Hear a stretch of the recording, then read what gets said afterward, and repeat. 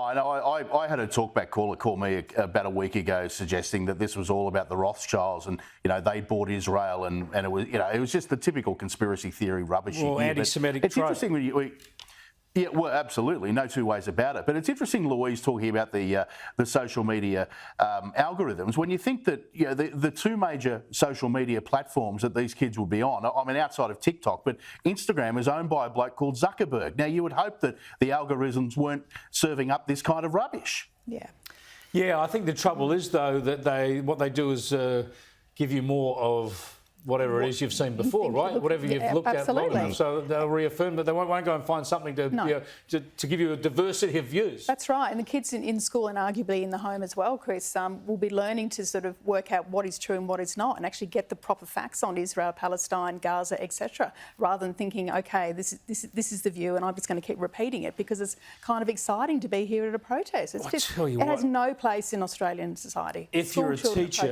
especially at the moment, if you're a teacher, especially of kids who are in senior school, teenage kids, surely you'd be taking the opportunity to teach a bit of proper history. There's no area in the world where the history goes back so far. It's all documented and you can get into the complexities of the last century or so, but they need to understand, Chris, as Stephen says, it didn't start in 1948, mate. No, well, that's right. But can I just point out one other thing? What sort of mental health damage are we doing to these kids? Oh, yeah. By indoctrinating with this kind of rubbish. I mean, what are we setting them up for in the future?